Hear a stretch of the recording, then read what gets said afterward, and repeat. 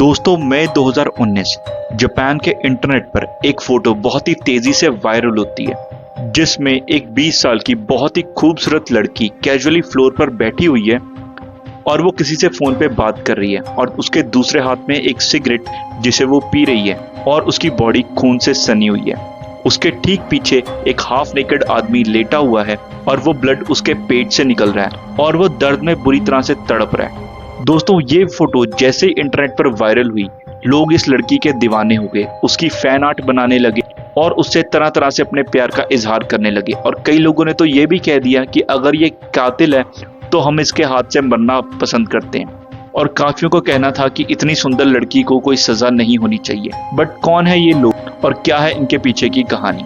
So today we are going to discuss the case of most beautiful Japanese killer याकू टाकुआ। So दोस्तों याकू टाकुआ का जन्म 1998 में Japan के Tokyo शहर में हुआ था। वो एक half Japanese and half Chinese लड़की थी। याकू ने जैसे ही अपनी हाई स्कूलिंग खत्म करी तो उसने एक होस्टेज क्लब में एज अ मैनेजर जॉब करनी स्टार्ट कर दी।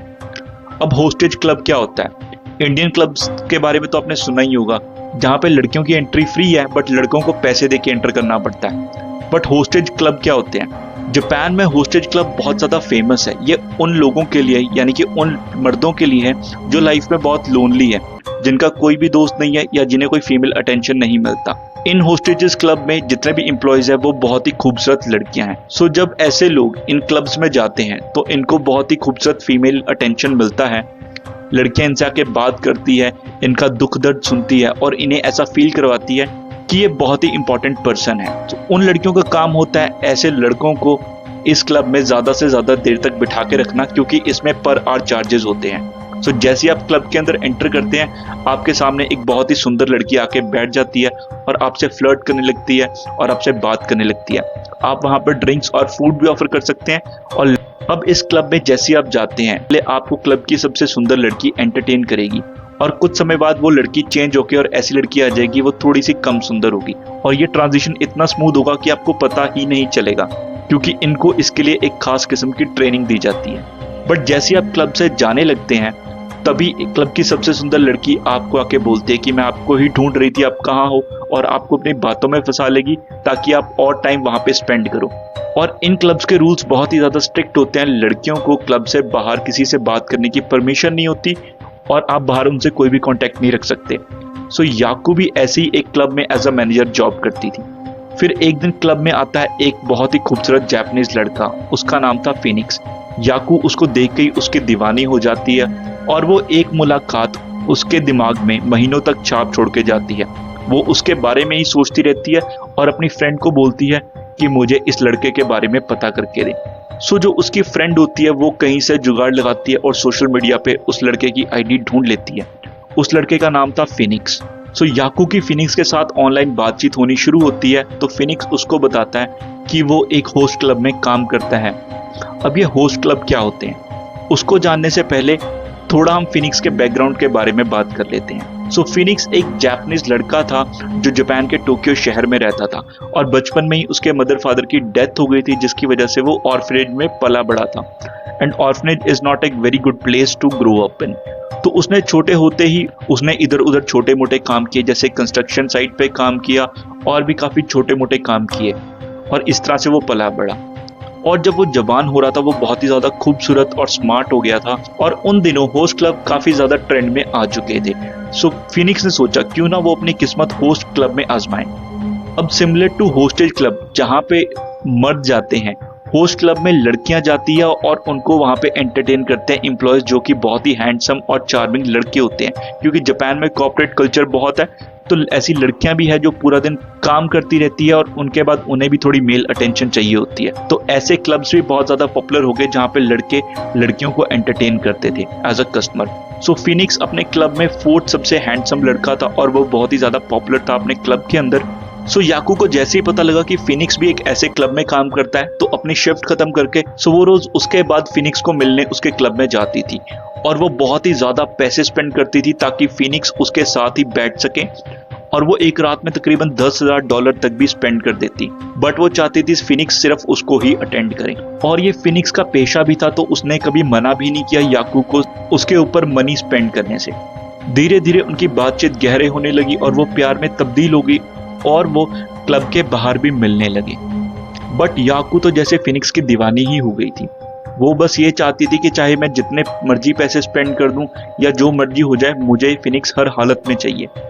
तो जब उसके पैसे खत्म हो गए और वो फिनिक्स से मिलने में उसे दिक्कत आने लगी, तो उसने प्रोस्टिट्यूशन जैसे काम भी शुरू कर दिए और वो एक सेक्स वर्कर बन गई ताकि वो पैसे कमा के फिनिक्स के ऊपर क्लब में इन्वेस्ट कर सकें। अप्रैल 2019 में फिनिक्स और याकू एक लव होटल में जाते हैं जहां पर उनके बीच में सेक्स होता है। उसके बाद तो याकू फिनिक्स की पूरी तरह दीवानी हो जाती। बट फिनिक्स का प्रोफेशन ऐसा था कि उसे बाकी लड़कियों से भी बातचीत करनी पड़ती थी और उनसे मिलना पड़ता था क्लब के अंदर भी और बाहर भी। इस चीज से याकू को बहुत ज्यादा दिक्कत होती और उनके बीच काफी ज्यादा सीरियस फाइट्स भी होती और फिनिक्स इस चीज से बहुत परेशान हो चुका था और उसको ये रिलेशनशिप बहुत ज्यादा टॉक्सिक लगने लगा था। बट जैसे तैसे करके दोनों का रिलेशनशिप चल रहा था। अब याकू फिनिक्स के साथ हमेशा के लिए रहना चाहती थी, तो इसलिए याकू ने फिनिक्स के क्लब के पास एक सोसाइटी में फ्लैट ले लिया जहां पर वो मूव इन कर गई। और याकू ने फिनिक्स को फोन कर बुलाया कि तुम एक दिन टाइम निकाल के मेरे पास आ जाओ क्योंकि मुझे फ्लैट में सामान वगैरह सेटअप करना है। तो फिनिक्स ने ऐसा ही किया। अपनी जॉब खत्म कर वो याकू के घर चला गया। तो उन्होंने वहां पे सामान वगैरह सेट करा और दोनों फिजिकल भी हुए। उसके बाद फिनिक्स वॉशरूम चला गया और पीछे से याकूब ने पता नहीं क्या सोचा, फिनिक्स का फोन चेक करना स्टार्ट कर दिया। उसको फिनिक्स के फोन में लड़कियों की बहुत ज्यादा फोटोज दिखी। वो हालांकि बहुत ही नॉर्मल फोटोज थी और याकूब भी इस चीज को समझती थी कि फिनिक्स का ये प्रोफेशन है, इसलिए उसे लड़कियों से मिलना पड़ता है। बट उसको ये समझ नहीं आ रहा था कि उसने उनकी फोटोज खींच के अपने फोन में क्यों रखी है। इस चीज से याकूब बहुत ही ज्यादा गुस्से में आ गई, बट उसने कुछ नहीं बोला और याकू फिनिक्स का फोन रखकर साइड में सो गई। तो जैसे ही फिनिक्स वॉशरूम से आया, उसने देखा याकू सोई हुई है, तो उसने उसको जगाया नहीं और उसके पास ही सो गया। कुछ देर के बाद फिनिक्स को अपने पेट में बहुत ही जोर से दर्द हुआ और वो उठा और उसने देखा कि याकू उसके पास ही बैठी है और उसने फिनिक्स के पेट में एक छुरा भोंक रखा है और वो छुरा इतनी डीप तक अंदर जा चुका था कि उसका हैंडल भी थोड़ा सा फिनिक्स के पेट में जा चुका था। वो दर्द से करारा था। तो फिनिक्स ने याकू को धक्का दिया और वहां से भागने की ट्राई करने लगा और वो फ्लैट से निकलकर लॉबी में चला गया। इसी बीच याकू भी फिनिक्स के पीछे भागी। बट सबसे हैरान कर देने वाली बात, याकू ने अपने सनग्लासेस उठाए, फोन उठाया, सिगरेट उठाई और फिर फिनिक्स के पीछे गई। बट पेट में चाकू घुसा होने की वजह से फिनिक्स ज्यादा दूर नहीं जा सका और लॉबी में ही गिर गया। याकू फिनिक्स के पास चलते हुए आई आराम से और उसने फिनिक्स के पेट से खंजर निकाल दिया और फिनिक्स को बहुत बुरी तरह से ब्लड फ्लो होने लगा, जिसकी वजह से वो फ्लोर पे ही गिर गया। और याकू फिनिक्स के पास बैठ गई, अपने एक दोस्त को फोन किया और उससे फोन पे बात करने लगी और सिगरेट पीने लगी। इतनी देर में शोर सुन के सोसाइटी के बाकी लोग भी बाहर आए और उन्होंने जब ये नजारा देखा तो उनके होश उड़ गए।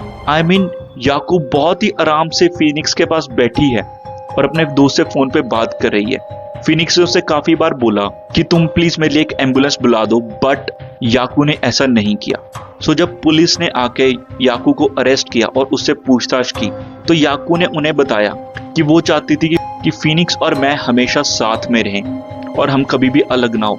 तो उसे लगा कि अगर ये जीते जी नहीं हो सकता तो शायद मरने के बाद हो जाए। इसलिए याकू का प्लान था कि पहले वो फिनिक्स को मारेगी, उसके बाद वो खुद सुसाइड कर लेगी ताकि उनकी इकट्ठे डेथ हो और वो आफ्टर लाइफ इकट्ठे रह सकें। कितना साइकोटिक बिहेवियर है। और इसके बाद भी जिन लोगों ने उसकी फोटो देखी वो उस पर फिदा हो गए और वो रातों रात ही सोशल मीडिया स्टार बन गई। है ना हैरान कर देने वाली बात। दोस्तों सावधान रहें, सतर्क रहें। बाकी मिलते हैं नेक्स्ट वीडियो में। तब तक के लिए thank you very much. Bye bye.